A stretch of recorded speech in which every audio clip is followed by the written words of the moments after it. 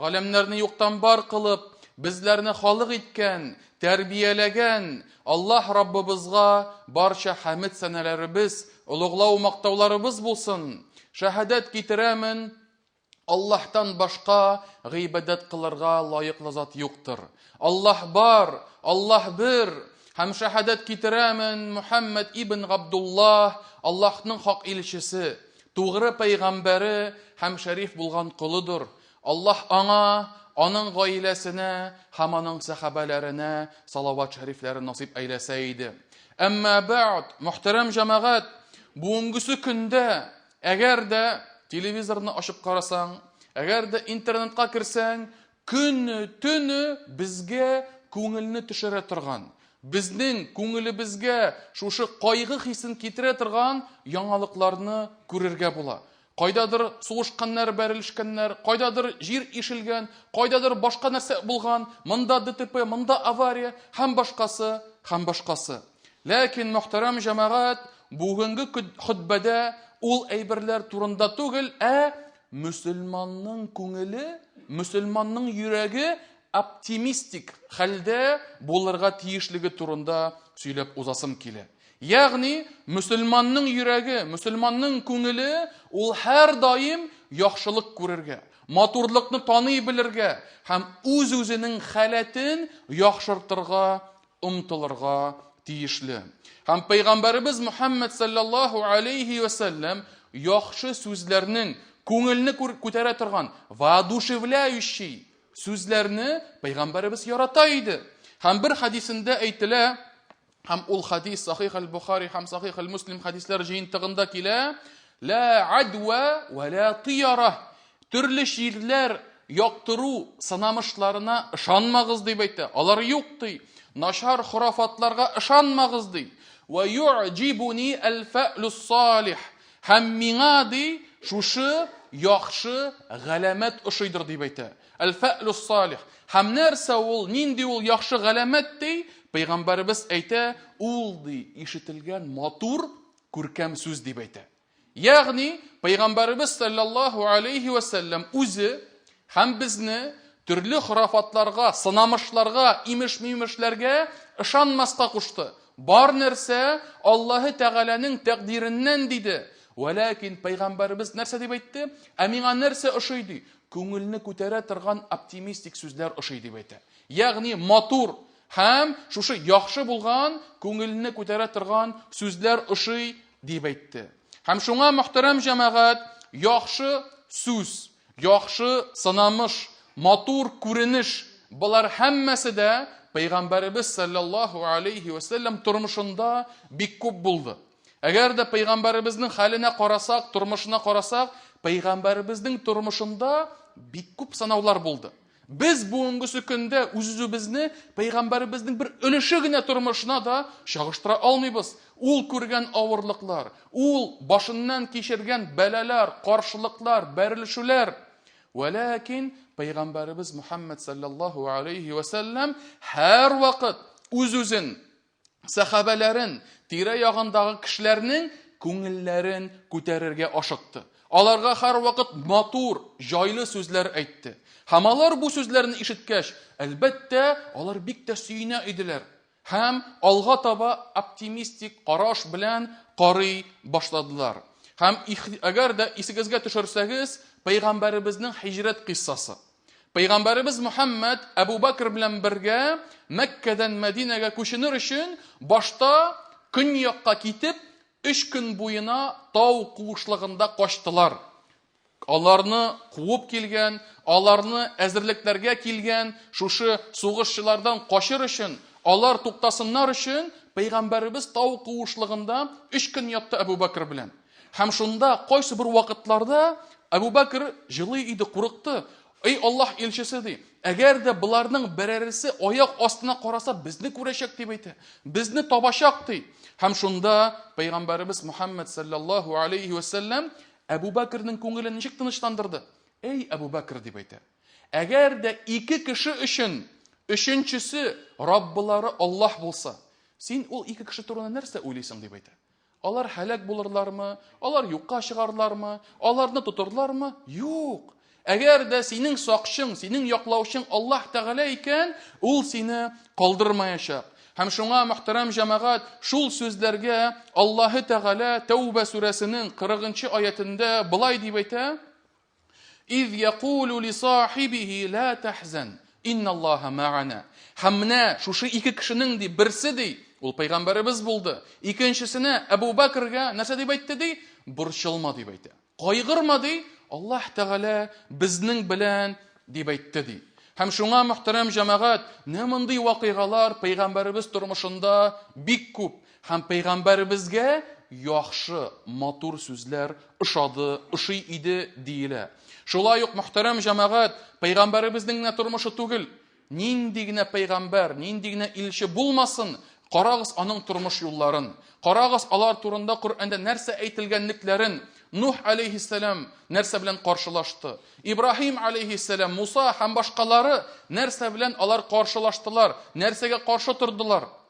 Һәм алар да турында пәйгамбәребез Аллаһ Тәгалә Әхкаф сүрәсендә былай дип әйтә: فاصبر كما صبر أولو العزم من الرسل ولا تستعجل لهم. Син, эй Мухаммад дип әйтә, бөеклек ияләре булган илчеләр кебек сабыр ит дип әйтә. Ничек алар сабыр иттеләр? Син дә шулай сабыр ит, эй Мухаммад дип әйтә Аллаһ Тәгалә, һәм халкыңа каршы дуа кылырга ашыкма дип әйтә Аллаһ Тәгалә. Менә бу җәмәгать бик тә зур булган хикмәт. Кайсы бер вакытларда тормышта үзебез, әлхәмдүлилләһ, иманга килгәч, Аллаһ Тәгаләне таный башлагач, гыйбадәт кыла башлагач, без тирә-ягыбыгыздагы кешеләрнең былай гына үзгәрүләрен таләп итәбез. Көтеп торабыз. Секунд эчендә хатын, син хәзер тулышынча хиҗаб киергә, намазга басарга тиешсең. Әти, әни, всё, мин хәзер сезнең элеккеге улыгыз түгел, мин хәзер яңа кеше, чистаранган кеше, пак кеше, давай сез иртәгә намазга басасыз дип каты бәреләләр. Һәм хикмәтсезлек белән алар белән эш иткәч, алардан бер әйбер дә күрмәгәч, биткәнсез сез дип әйтәләр. Сездә бернинди хәерлелек тә юктыр дип әйтәләр. Сез больше сезнең өметегезне сездән үзәм дип әйтәләр җәмәгать. Алай түгел. Без өметебезне калдырырга тиеш түгелбез. Әйе, бүген булып чыкмаса, иртәгә килеп чыгар. Иртәгә килеп чыкмаса, берсе көнгә килеп чыгар. Ләкин аларга каршы ашыкма. Алар белән араңны өзәргә ашыкма. Аларга каты бәреләргә ашыкма. Уйлап карагыз, әгәр дә Аллаһ Тәгалә Раббыбыз барыбызны да, менә мәчеткә килгәннәрне генә, без әгәр дә хата кылган сайын Аллаһ Тәгалә безгә газабын биргән булса, арабызда берәр исән кеше калыр иде микән? Арабызда берәр кеше исән имин калыр иде микән? Яки фәрештә кебек бер гөнаһсыз кеше булыр иде микән? Юк, әлбәттә. Ләкин Аллаһ Тәгалә Раббыбыз күп гөнаһларны безгә гафу кыла. Күп әйберләрне безгә калдыра. Һәм бәлки вакыт бирә, тәүбә кылырлар, кире кайтырлар дип әйтә. Һәм шуңа, мөхтәрәм җәмәгать, Аллаһ Тәгалә Раббыбыз безгә рәхимле. Пәйгамбәребезгә дә якын тирәсендәге булган кешеләргә рәхимле булырга кушты. Ла тастәҗил ләһум дип әйтә. Аларга каршы ашыкма, дуа кылырга, аларга каты бәрелергә ашыкма дип әйтте ди.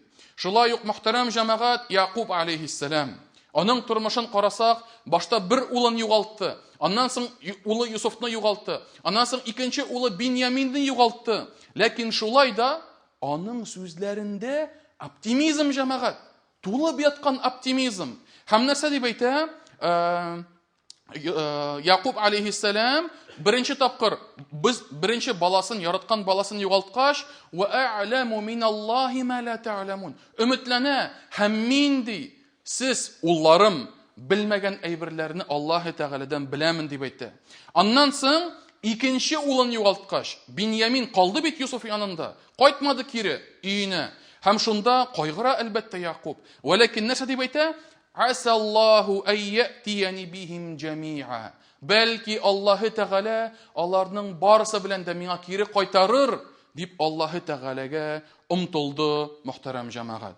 Һәм шуңа күрә ахыр чиктә Аллаһ Тәгалә нинди җиңеллек бирде Яқубка? Ахыр чиктә Юсуф алейхиссалам министр булды, иң дәрәҗәле кеше булды. Һәм нәрсә ди? Әтисе, әнисе килгәч, абыйлары белән бергә килгәч, әтисе, әнисен гаришкә утыртты ди, тәхеткә утыртты, тронга утыртты дип әйтә. Һәм абыйлары шушы Юсуфка сәҗдә кылдылар дип әйтелә, шушы бөекләп сәҗдә кылдылар диелә Коръәндә. Һәм шуңа мөхтәрәм җәмәгать, Аллаһы Тәгалә Яқуб пәйгамбәргә һәм аның улы Юсуфка менә шушындый җиңеллек бирә. Һәм алар шушындый кайгылар белән очрашып та, алар һич тә кулларын селтәмәделәр, Аллаһы Тәгаләгә таяндылар. Һәм әйтеп узырга кирәк, мөхтәрәм җәмәгать, сәҗдә кылдылар дигән әйбер, галимнәребез моны әйтәләр, бу элеккеге шәригатьләрдә, элеккеге пәйгамбәрләрнең шәригатьләрендә рөхсәт ителә иде, әмма ләкин пәйгамбәребез Мөхәммәд шәригатендә иманлы кеше бары тик Аллаһы Тәгаләгә генә сәҗдә кыла ала дип әйттеләр галимнәребез. Шулай ук, мөхтәрәм җәмәгать, калган пәйгамбәрләрдә һәм атабыз Адәм алейһиссалам хатыны белән җәннәттән чыгарылды, җиргә төшерелде. Ягъни нәрсәсе бар иде, һәм ул аларны югалтты. Бер мизгел эчендә алар барысы да юкка чыктылар. Ләкин нәрсә эшләде Адәм?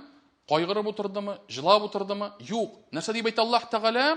Фаталаqa Адаму мин Раббихи калимат фатаба алейхи иннаху хуат-тawwabur рахим.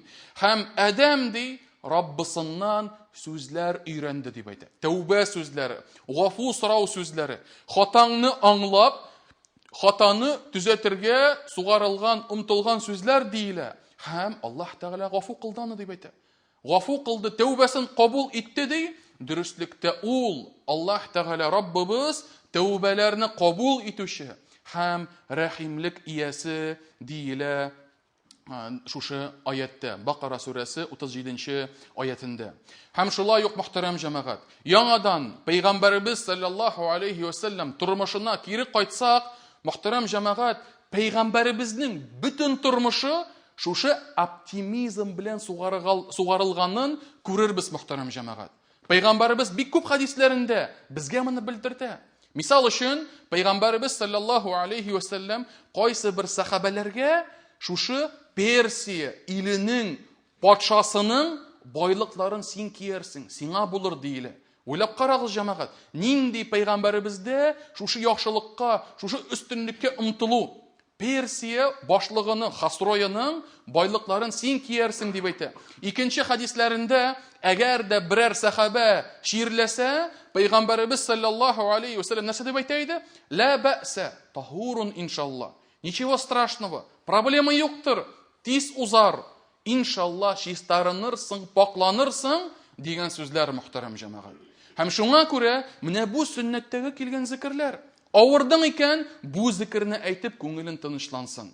Үзең алга таба шушы кайгыга казынып утырырга тиеш түгелсең, ә инде тагын да яхшылыкка омтылырга тиешсең. Шулай ук, мөхтәрәм җәмәгать, Худайбия килешүе.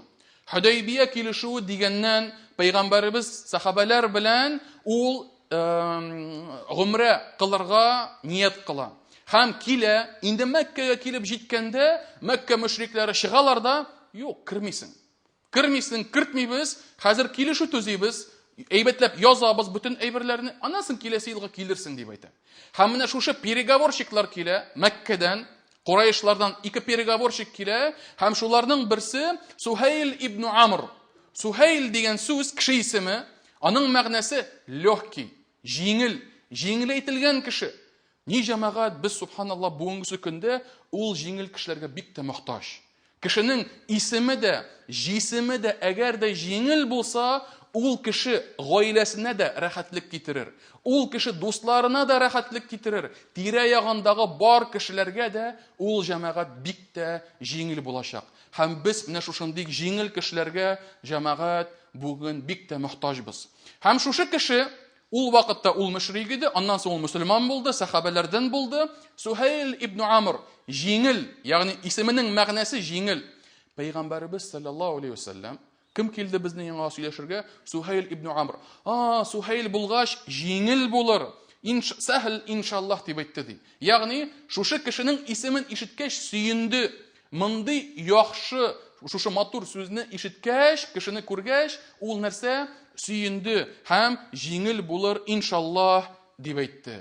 Һәм шуңа мөхтәрәм җәмәгать, менә ушбу хадисләр, ушбу вакыйгалар безгә нәрсәне күрсәтә? Пәйгамбәребезнең саллаллаһу алейхи ва саллям матур сүзләрне, яхшы ниятләрне, яхшы теләкләрне Пәйгамбәребез саллаллаһу алейхи ва саллям бик тә ярата иде. Һәм Аллаһы Тәгалә безгә Коръәндә булай дип әйтә: "Лaqad kana lakum fi rasulillahi uswatun hasana." Сезгә ди Аллаһ илчесендә иң күркәм үрнәк булды дип әйтә. Бүген җәмәгать, ни кызганыч, бар шундый кайсы бер кешеләр берәр сүзне әйтә башласаң, биткәнмени, үлгәнмени, җыгылганмени, биткәнмени дип әйтә башлыйлар җәмәгать. Юк, алай булырга тиеш түгел. Ягъни һәр вакыт ничектер начарлыкка, пессимизмга, төшенкелеккә китерә торган сүзләрне әйтәләр. Алай түгел. Наоборот, кешене хәтта җиңелме аңа, рәхәтме аңа, авырмы аңа, без аны шушы халәтеннән тагын да яхшыракка чыгарырга тиешбез, мөхтәрәм җәмәгать. Һәм менә гарәпләрдә бик тә шушындый бер гадәт бар, ул һаман да дәвам итә. Гарәпләр әгәр дә берәр авыру кешене күрсәләр, "Хада марид", бу кеше ширлеме дип әйтә? "Ла, бәл хуа салим" дип әйтәләр иде. Ягъни бу ширле түгел, бу инде төзәлгән. Бу инде сәламәтлеккә килгән, бу сәламәт кеше дип әйтәләр иде ди. Ягъни моның мәгънәсе киләчәкне хәзер әйтеп, иншалла төзәлер, иншалла чистарыныр, иншалла сәламәт булыр дигән сүзне хәзерге заман сүзе белән әйтә иделәр ди. Ягъни шушы кешегә теләк белдерәләр диелә. Һәм шуңа мөхтәрәм җәмәгать, бу әлбәттә безнең өчен үрнәк булып тора. Сөйләшкән сүзләребездә дә гел теге биткән, фәлән, булай булган, дөмеккән, ваткан, битергән дигән сүзләрне алып, наоборот, якыныбыздагы булган кешеләрне тагын да югарылыкка, оптимизмга чакыра торган, китерә торган сүзләрне кулланырга тиешбез. Шулай ук, мөхтәрәм җәмәгать, мөэмин кеше әгәр дә тормышында авырлык булса да, нинди дә булса кайгы белән очрашса да, каршылашса да, бу барыбер аңа оптимизм йогынтысы китерергә тиешле. Ни өчен? Пәйгамбәребез саллаллаһу алейхи ва саллям безгә моны аңлата.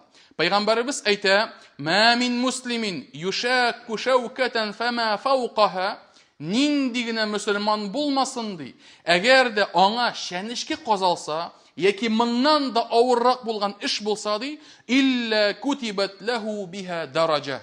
Шушы эш булса ди, аңа ди өстенлек булган бер дәрәҗә язылыр ди, "Ва мухият анху биха хати'a". Һәм шул шәнешке казалуы белән аның гөнаһасы ярлыканыр, сөртелер диелә. Һәм мөхтәрәм җәмәгать, бу безгә нәрсәне күрсәтә? Ягъни тормышыңдагы авырлык булса, килсә, очрашсаң, димәк, бу иншалла синең гөнаһларының сөртелүенә бер сәбәп булып торачак. Изгелегең, әҗер савапларың артуына бер билге булып торачак.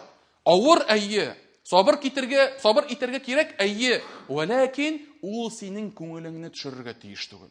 Һәм әлхәмдүлилләh, аралабызда бар шундый кардәшләребез, кайчан гына аннан хәлләрен сорама, ничек хәлләр, ничек эшләр, әлхәмдүлилләh бара дип әйтә. Әлхәмдүлилләh бара. Һәм менә бу җәмәгать яхшы мисал. Нәрсә генә булмасын, әлхәмдүлилләh бара, эшләребез уңай, әлхәмдүлилләh тагын да яхшырсын дигән теләкләр, омтылышлар булырга тиешле. Һәм шуңа мөхтәрәм җәмәгать, менә бу пәйгамбәребезнең хадисе, шәнешке казалса дигән хадисе, беренчедән безне Аллаһы Тәгаләнең тәкъдире хакында сабырлыкка чакыра. Ягъни тормышыбызда нәрсә генә булмасын, ул безне күферлек сүзләренә, ул безне Аллаһының газабына китерә торган сүзләргә яки эшләргә китергә тиеш түгел. Сабыр итәргә тиешбез. Пәйгамбәребез саллаллаһу алейхи ва саллям әйтә: "Иман кешесенең, иман иясенең бөтен эшләре игелек булды" ди. Авырлык килсә сабыр итә, әлхәмдүлилләh дип әйтә, бу аңа яхшылык белән әйләнеп куя дип әйтә. Яхшылык килсә, байлык, рәхәтлек килсә, ул шөкер итә, әлхәмдүлилләh дип әйтә, һәм бу аңа яңадан яхшылык белән, игелек белән әйләнеп кайтыр диелә. Һәм шулай ук мөхтәрәм җәмәгать, тагын да ушбу хадистән без нәрсә күрәбез? Пәйгамбәребез саллаллаһу алейхи ва саллям безне ушбу хадисләре белән, авыру белән, яки нинди дә булса авырлык белән соглашаться итеп утырып, кулларыңны асылындыру ярамый. Бу эшеңне үзгәртергә, бу авыру белән көрәшергә тиешле. Сидеть сложа руки и просто смотреть на свою проблему, на свою болезнь и ничем не заниматься, не пытаться исправить свою ситуацию, вот это то, что порицается. Һәм шуңа күрә Пәйгамбәрбез саллаллаху алейхи ва саллям безне дәваланырга чакырды. Тадау ибадаллах. Эй Аллаһ куллары, дәваланыгыз ди. Аллаһы Тәгалә нинди генә шир булмасын, аның янына аның дәвасын да бирде дип әйтә. Илля мәгәр бер генә шир, ул да булса үлем дип әйтә. Үлемнән дәва юк. Әмма калган дәвалардан бар, аны бар тик эзләргә, тырышырга кирәк. Һәм шуңа мөхтәрәм җәмәгать, кулларны асылындырып утыру тыела. Шулай ук мөхтәрәм җәмәгать, Пәйгамбәрбез саллаллаху алейхи ва саллям яңгыр сорап дуа кылганда аның оптимизмы шул хәтле күп иде, ул хәтта дуа кылганнан соң, минбәрдән төшкәннән соң өстендәге булган киемен эшен тышка кия иде. То есть одевал наизнанку киемен. Ни өчен? Менә моны галимнәребез әйтә. Әгәр дә берәр кеше дип әйтте, калын кием киеп инде, әгәр дә яңгыр астында йөрсә, ул калын киемнең өсте җүешләнә ди. Эше бит коры кала дип әйтә. Шулай бит. Һәм шулай итеп, Пәйгамбәрбез бу эше белән как будто яңгыр сорап дуа кылды, но как будто уже яңгыр үтеп китте. Как будто киемнәр уже җүешләнде. Шуңа күрә җүешне киемим, корысын киям дип, эшен тышка киеп, Пәйгамбәрбез шулай кия иде. Менә бу күренеш Пәйгамбәрбезнең зур оптимист булганлыгын күрсәтә.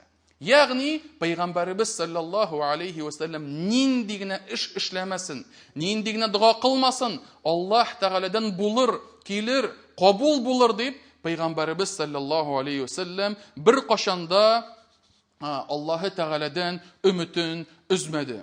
Һәм шуңа мөхтәрәм җәмәгать, менә шушы игелеккә омтылучы, матур сүзләрне яратучы һәм матур сүзләрне ишеттерүче, алар һәр вакыт иншалла, алар инде кешегә бар тик игелек белән генә килдерләр. Шулай ук мөхтәрәм җәмәгать, без үзебез дә, әгәр дә мәчеткә килгәнбез икән, намазга басканбыз икән, әгәр дә Аллаһы Тәгаләнең кануннарын беләбез икән, без башкаларны да шушы изгелеккә чакырырга, омтылырга тиешбез, дәгъват кылырга. Һәм дәгъват кылганда да, кешеләргә Аллаһы Тәгалә турында җиткергәндә дә, кешенең кичкенә генә бер адым атлауына да без сөенергә тиешбез җәмәгать. Моның кыйммәтен бетергә тиеш түгелбез. Кайсы бер вакытта кешеләр әти-әнисе булсынмы, хатыны булсынмы, туганнары булсынмы, бер тиз генә шушы туганның үзгәрүен, намазга басуын көтә җәмәгать. Бәлки ул намаз укыр иншалла, бәлки ул пока ураза тота башлар, бәлки ул башкасын башлар, бәлки ул, мәсәлән, мәчеткә килеп, мәчетне карап китүе дә ул сөенечле хәл. Җомгага намазын укымаса да, җомгага килүе ул сөенечле хәл. Менә шул хәлләргә сөенә белергә кирәк. Һәм кешенең күңелен күтәрергә кирәк. Машалла, быел уразада бер көн ураза тоттың. Иншалла, киләсе елга алга таба тагын да күбрәк булсын. Машалла, булдыргансың, бар бит синдә көч. Әйдә тырышырга кирәк, киләсе елга тагын да арттырырга кирәк дигән сүзләр белән җәмәгать, без кешеләрнең күңелләрен үстерергә тиешбез. Пәйгамбәрбез Мухаммад саллаллаху алейхи ва саллям безгә былай дип әйтә иде: "Яссиру ва ла туассиру." Җиңеләйтегез һәм кешегә авырлаштырмагыз ди. "Башширу ва ла тунаффиру." Кешеләрне сөендерегез һәм кешеләрне кашырмагыз дип әйтә. Һәм шуңа мөхтәрәм җәмәгать, Пәйгамбәрбез саллаллаху алейхи ва саллям сөендерергә, чакырырга һәм инде аларга сөенечле хәбәрләр белән инде күңелләрен үстерергә чакырды. Һәм соңгы сүземдә Пәйгамбәрбез саллаллаху алейхи ва саллям шулай ук безгә бер хадисендә былай дип әйтә: "Мен кала, إذ قال الرجل هلك الناس فهو أهلكهم" дип әйтә.